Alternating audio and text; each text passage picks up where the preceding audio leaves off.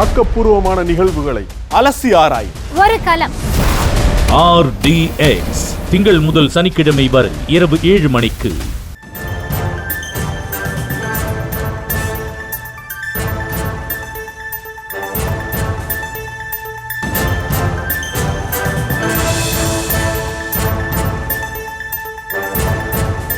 மதுரை மாநகராட்சி சொத்து வரி முறைகேடு புகார் தொடர்பாக சிபிஐ விசாரணை கோரிய மனு தற்போது தள்ளுபடி செய்யப்பட்டிருக்கிறது. சிபிஐ விசாரணை கோரிய மனு தள்ளுபடி செய்யப்பட்டிருக்கும் அன்னை செய்தியை நாம் பார்த்து வருகிறோம். விவரங்களை எம்முடைய செய்தியாளர் மதியழகன் வழங்க நாம் கேட்கலாம். மதியழகன், இந்த வழக்கில் நீதிமன்றம் என்னென்ன விஷயங்களை குறிப்பிட்டிருக்கிறாங்க?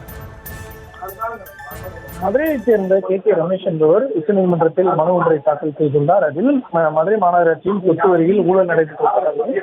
குறிப்பாக 3000 கோடி ரூபாய்க்கு மேலாக ஊழல் நடைபெற்றிருக்கக்கூடிய நிலையில் அதனை மூடி மறைப்பது போல 200 கோடி ரூபாய் அளவுக்கு மட்டுமே ஊழல் நடந்திருப்பதாக கூறுவதாக தெரிவிக்கப்பட்டுள்ளது. எனவே அது தொடர்பாக சிறப்பு விசாரணை குழு அமைத்து தமிழக அரசானது விசாரணை மேற்கொண்டு வருகிறது. ஆனால் உண்மை நிலையை அறியும் வகையில் அதனை வெளிக்கொணரக்கூடிய வகையில் சிபிஐ விசாரணைக்கு மாற்ற வேண்டும் என அதில் கோரிக்கை விடுக்கப்பட்டுள்ளது. ஏனெனில் ஏற்கனவே அமைக்கப்பட்டுள்ள அந்த சிறப்பு புலனாய்வு குழுவானது ஒரு கண் துடைப்புக்காக மட்டுமே அமைக்கப்பட்டிருப்பதாகவும் மனுவில் குற்றம் சாட்டப்பட்டிருக்கிறது.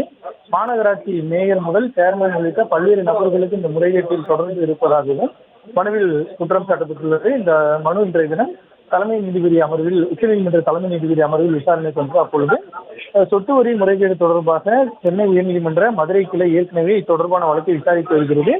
எனவே இந்த விவகாரத்தில் நாங்கள் தலையிட விரும்பவில்லை என கூறிய தலைமை நீதிபதி அமர்வு இந்த வழக்கினுடைய விசாரணை, அதாவது மதுரை மாநகராட்சி சொத்து வரி ஊழல் தொடர்பான விசாரணை சிபிஐக்கு மாற்றக்கூடிய மனுவை தள்ளுபடி செய்து உத்தரவிட்டனர்.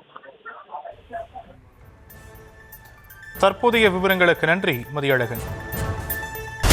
ஆக்கப்பூர்வமான நிகழ்வுகளை அலசி ஆராய் ஒரு களம். RDX திங்கள் முதல் சனிக்கிழமை வரை இரவு 7 மணிக்கு.